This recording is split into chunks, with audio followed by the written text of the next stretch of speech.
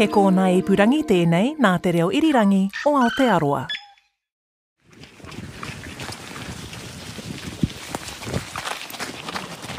Hi Joe. Hello. How are we going? Yeah, pretty good. 1k in. 1k in. Feeling fresh. Very fresh and enjoying the time.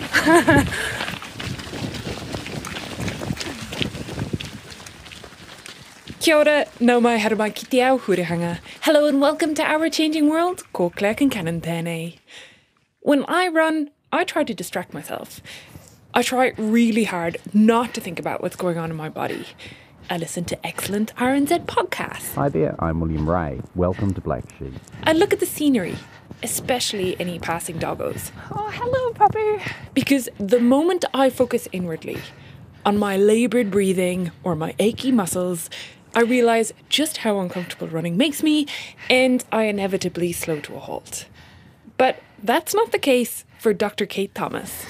So immediately on starting exercise, our breathing rate and depth will increase, and within a couple minutes heart rate as well.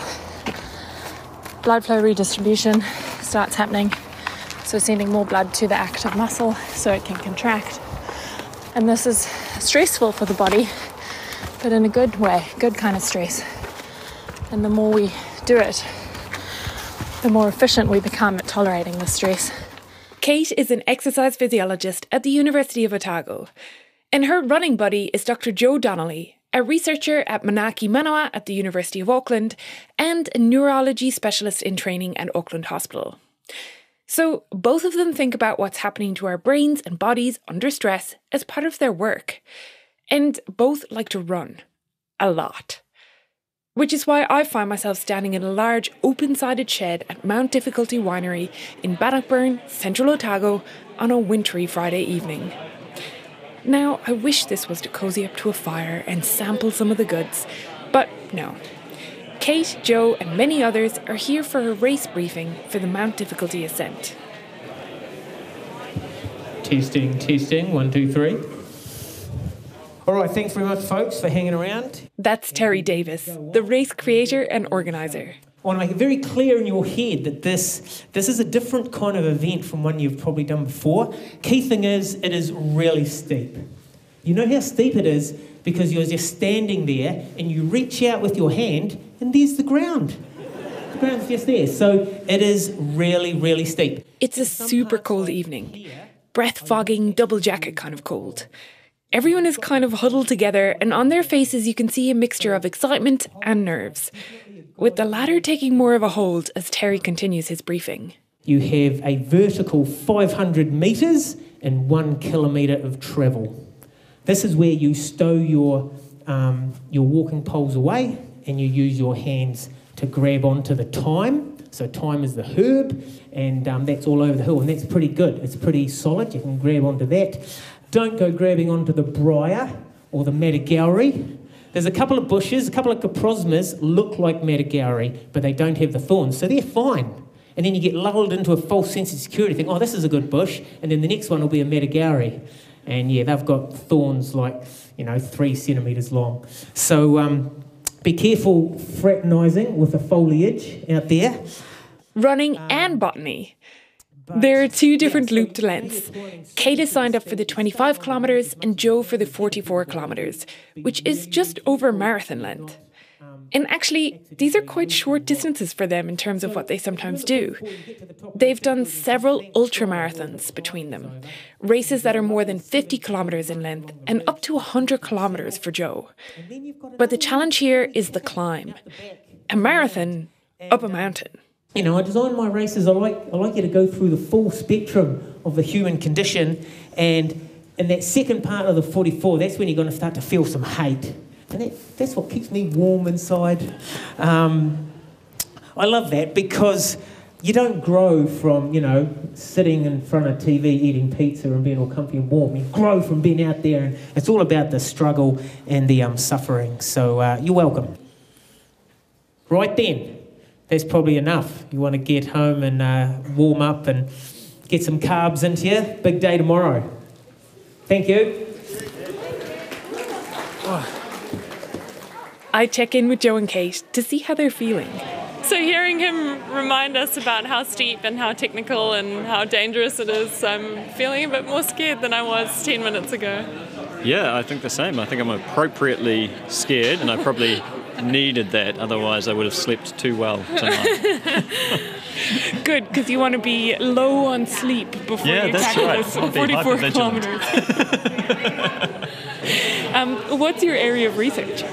My area of research is, put simply, how the body and the brain responds to stress. And so in the past, I've done the stress being high altitude and low oxygen, and more recently I've done the stress being trauma to the brain and how the blood vessels respond, and even more recently lack of blood flow to the brain during a stroke and how the brain can respond to that.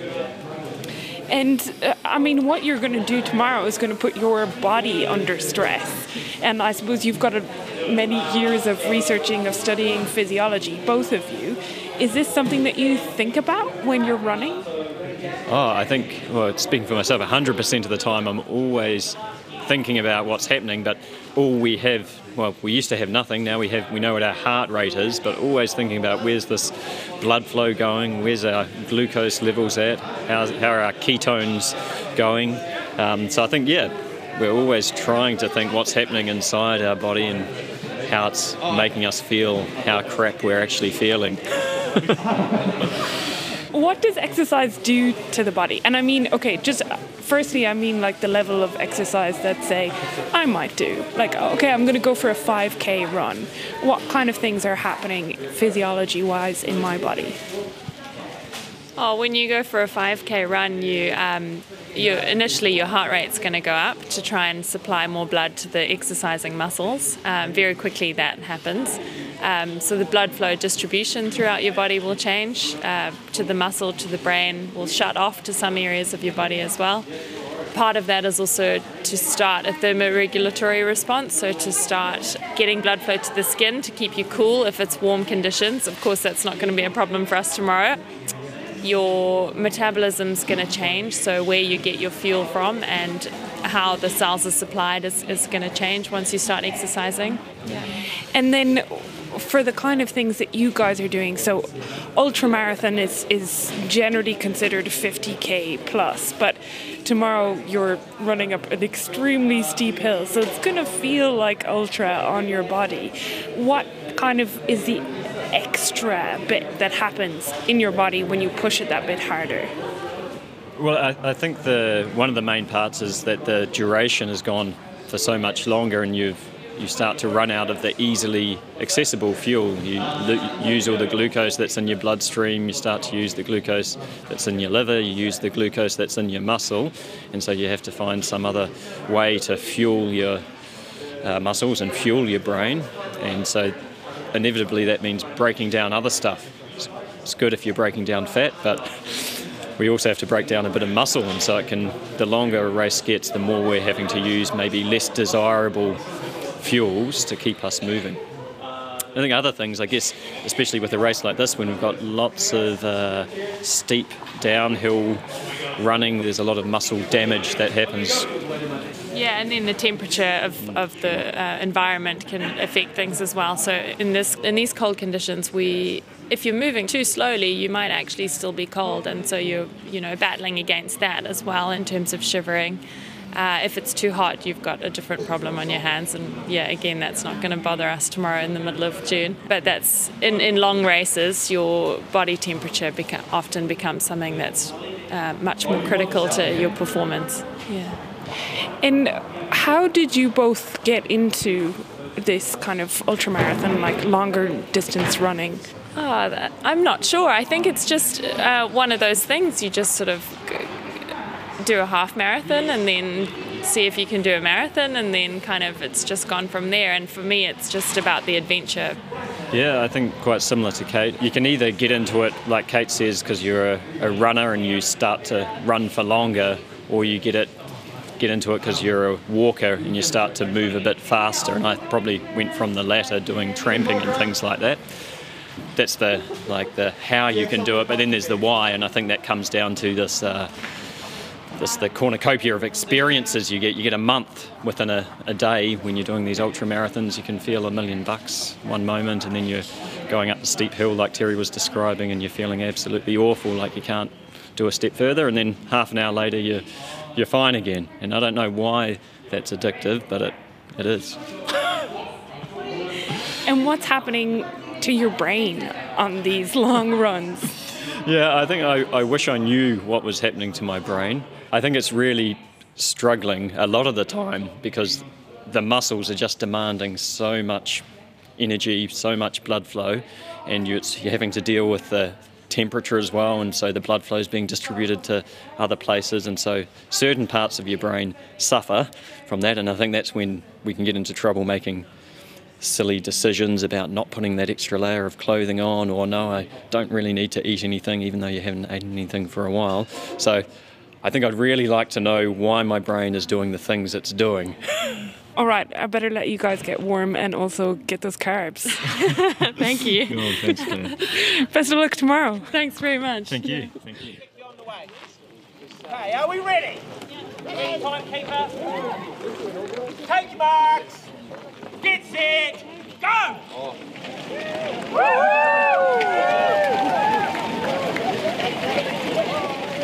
It's a cold morning, just 2 degrees and clouded in. Joe and Kate set off along the road in front of the winery, headed for the hills. And we'll come back to them in a bit. But first, I want to introduce you to Kate's research. I caught up with her a few weeks before the race in a University of Otago lab based in the Dunedin Hospital, where someone else was exercising. Yeah, so we're in the middle of one of our experiments this morning. This participant she's come in fasted, so she had her last meal at 12 hours ago last night, and then she came in this morning. We've done a few resting measurements, and she's now on the bike for 3 hours, and we'll take some intermittent measurements throughout this trial. And why? Why are you putting her through this? Yeah, good question. I guess we all probably know that exercise, as well as how much food and what we eat, is important for our health and well-being. What we're doing here is trying to combine some of these stresses, in this case exercise and fasting, to create a healthy environment for the brain. And we're doing a lot of different trials to sort of really work out how best to isolate or combine these stresses to create that environment. When Kate talks about stress here, she doesn't mean that feeling of having 150 unread emails in your inbox. What she means is pushing the body's different systems. I'm essentially an exercise physiologist, which means that I study how the body responds and adapts to exercise and other environmental stresses, which includes things like heat, cold, and high altitude. I'm talking about stress in the good sense, stress that leads to adaptation. Can you give me an example? Like, is this, why we train in the gym and we put our body under stress by lifting things and then our muscles get bigger? Is that exactly. Exercise is a prime example because it stresses so many different body systems in a way that perturbs them, but afterwards they recover and they then respond to that stress to be better able to tolerate it, for example, and that's fitness. You gain fitness by repeatedly putting your body under the stress of exercise. So with this experiment, you're kind of stressing with both exercise and the fasting, Mm-hmm. and the idea is to see what kind of benefits the body has over the long term? Yeah, so this study is very much more mechanistic. We are just trying to really pull the levers as much as possible, try different protocols with exercise and fasting and isolation and combined to understand more about what's going on in the blood, in the brain, and how the metabolism changes. The end goal would then be to see if doing this over and over leads to beneficial adaptations for the brain. But for this study specifically, we're just trying to understand more about what's happening. So in terms of the actual experiment, and you're keeping a close eye on your timer here, because soon what's going to happen? Yeah, so this participant's been cycling for almost an hour, so we're just going to take a few measurements at the hour time point. I'm going to put a mask on her face. We're interested in her breathing, so we're interested in the oxygen she's using and the carbon dioxide she's breathing out. And from that, we can understand a bit about the state of metabolism her body's in. We're also measuring heart rate as we go. We are measuring blood glucose continuously, and I'll also take intermittent samples for lactate and ketone bodies, so different products of metabolism. We're also measuring blood samples throughout so that we can, again, measure those products of metabolism more closely in the blood. Basically, as you stress the body through fasting or exercise, you push it to change what it's using for fuel. This is not an experiment on how best to improve athletic performance. Kate isn't interested in how many kilometres or how fast this volunteer will cycle over the 3 hours. She's focused on what fuels the body, and in particular the brain, are using. She's now put the mask on the volunteer, and it's picking up all that information about oxygen in, carbon dioxide out, and breathing rate. So I'm just measuring blood glucose from a finger prick at the moment. We've also got a continuous glucose monitor stuck in the back of her arm, so for the next couple of days I can assess blood glucose continuously as well. That's 5.1 m, so that's a pretty normal exercising blood glucose. Even though she's fasted, we're pretty well able to regulate our blood glucose for the first couple of hours of exercise. It will probably decline by the end of the 3-hour period. Glucose is the preferred energy source for the brain, but this study is aiming to see how you can switch the brain to using other energy sources, and what happens when you do. As we age, our brain's ability to use glucose declines, and that's even more the case in neurodegenerative diseases like Alzheimer's.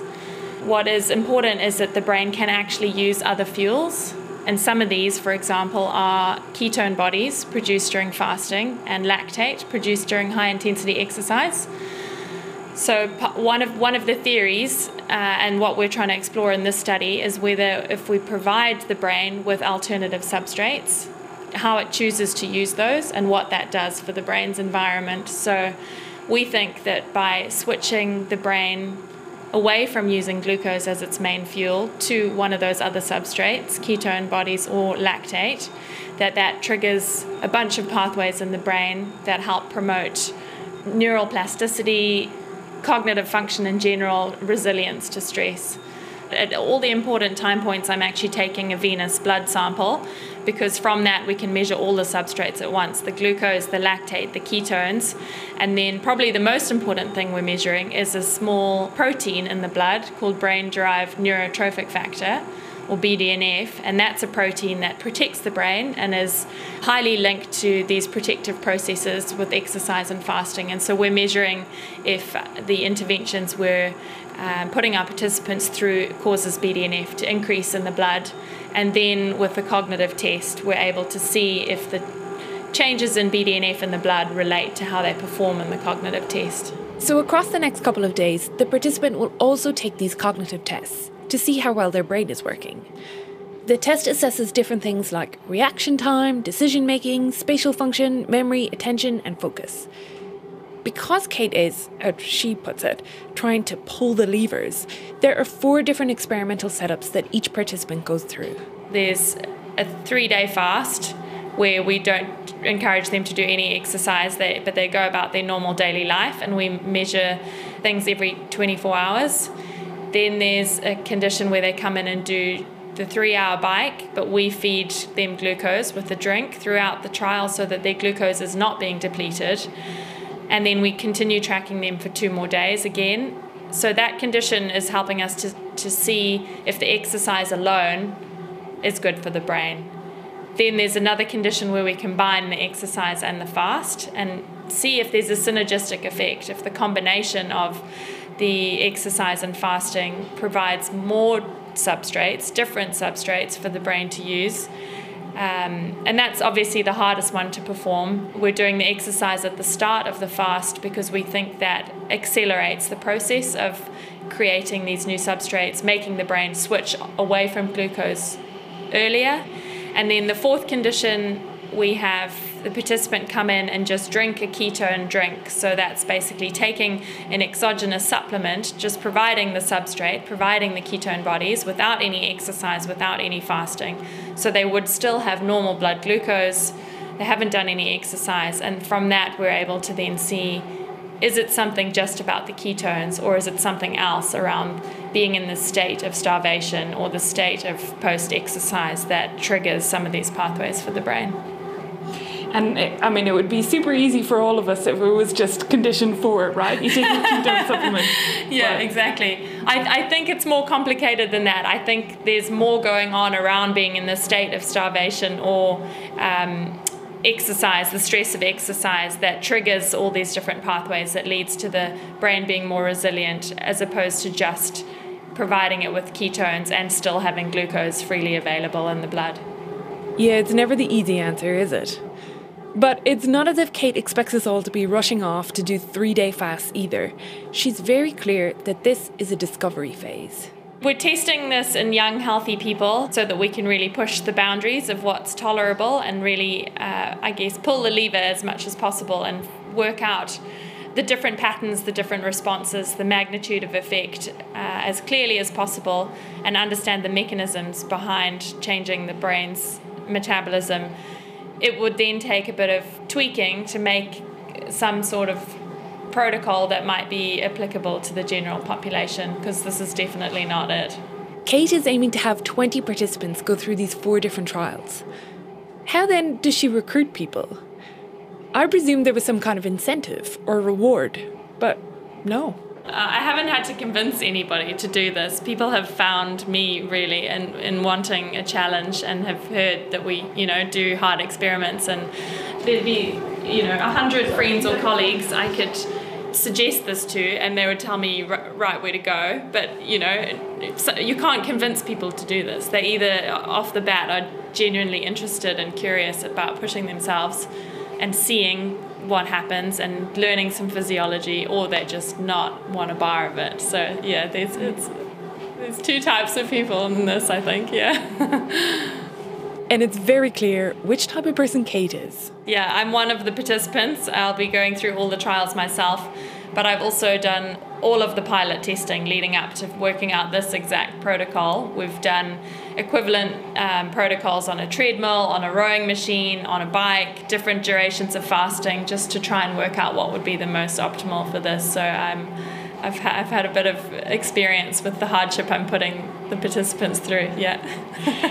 And outside of this lab and doing the trials to set up the experiment, you also put yourself through other voluntary hardship. Yeah. Yes, yeah, I'm an ultra runner, or just a runner, I'd say. I've spent a lot of time running. And again, that's maybe a similar mentality, is just wanting to challenge myself, see what I can do. Yeah. Near the top of some hill, don't know which one. Hello. They're all big. Here we go. Can't see the top, that's kind of a relief. Just have to keep going up. Yeah, Kate's not running in this clip, but from the video footage, the hill looks almost vertical, so there's no judgment here.